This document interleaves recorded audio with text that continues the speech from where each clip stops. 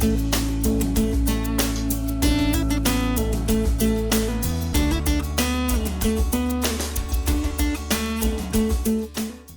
to our April edition of Let's Get Growing, and let's hope April showers bring you flowers. After the danger of frost is past, then we can plant ground covers and evergreen ground covers and our perennial shrubs. So we're going to plant our warm season perennials and annuals this time of the month. But it's best to wait until next month for elephant ears, caladiums, and the rest of this list. Now you can plant your warm season grasses such as St. Augustine, Bermuda, zoysia. So starting in mid-April, plant Bermuda in grass seed only at this time, and make sure that your night temperatures are in the 70s. That's when you know the ground will be warm enough to get the grass up and going. Also in early April, look at all these vegetables that you can plant. But in late April, plant all of these such as watermelon. And you can even plant watermelon later in the season, but let's start out with a good crop. Prune your spring blooming shrubs after they've finished blooming, and the vines, and then allow the foliage on your perennials such as iris, etc., let all daffodils particularly, let that foliage die on the bulb so that there's energy for the bulbs next year to flower. Shade trees may be pruned, however don't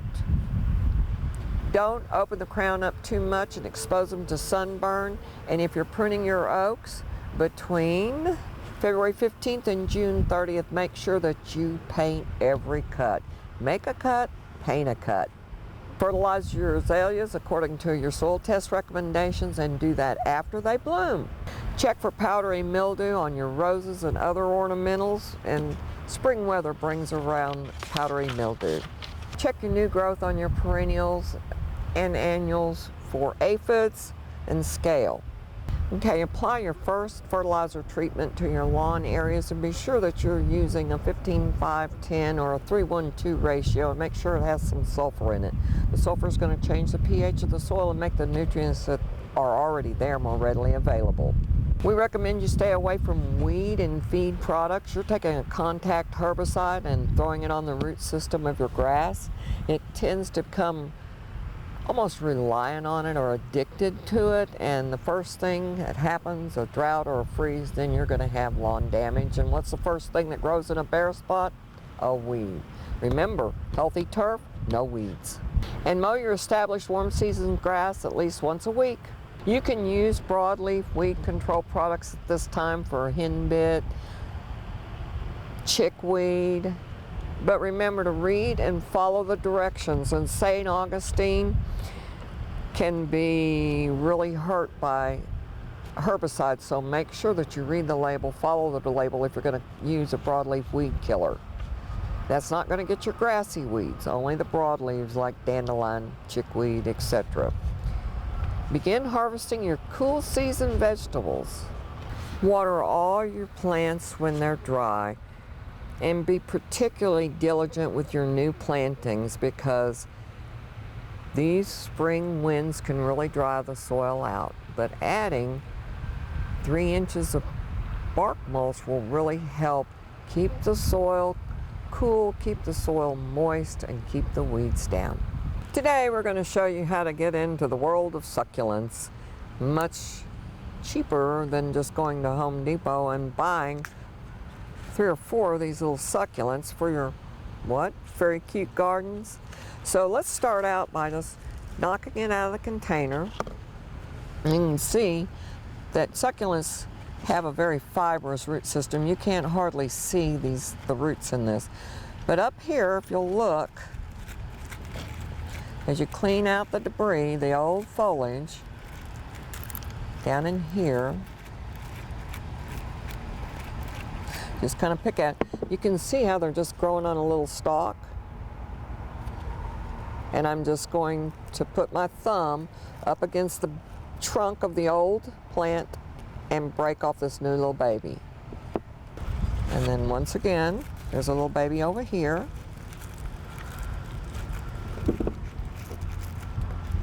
The closer they are to the soil layer, the more likely they are to have roots. And you can see there's just a little tiny baby right there.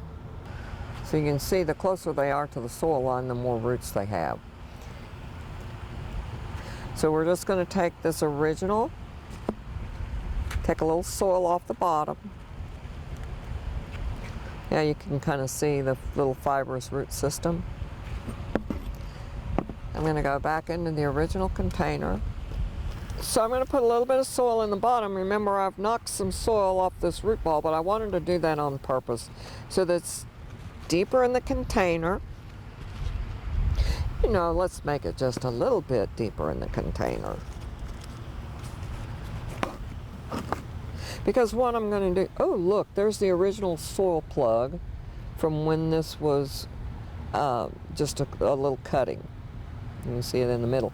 So I've knocked a bunch of soil off the bottom. Now it's going to sit much deeper in the container, which allows us to put some soil around the stalk, which is just going to initiate new little babies. So succulents, unlike some other plant material, can be planted deeper. Okay. So there's one.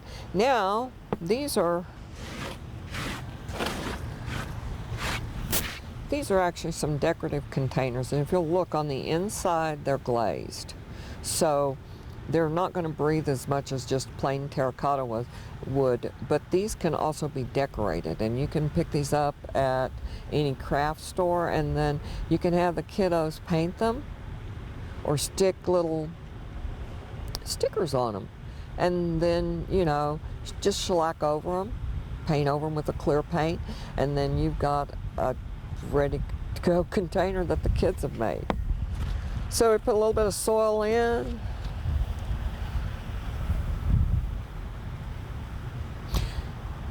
And you see, I'm just going, there's two ways you can do it. If they're really long, then you can take them, place them in the container, and then just cover up the little stalk. So, remember we planted the whole stalk on this one just by placing it in and then covering it up. Now on this one, we're actually going to make a hole with this pin, and then we're going to take our little pup that we've taken off the other plant, stick it in the hole, and firm the soil around it. So we're just going to do this stab and stick method. So I've stabbed a hole in the soil. I take the little stalk, go ahead and bury it, and cover it up. Kind of put it to the middle of the container so you have a nice full round container. We'll do it here once again. Make sure you clean any debris and firm the soil around it. You can always take them and just kind of settle.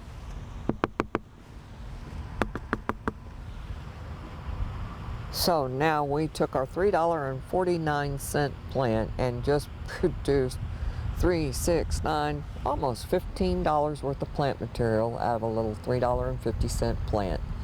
So as you can see, there's many things to do in the landscape in April. So let's get outside, let's get growing, but don't ever forget, feed the birds.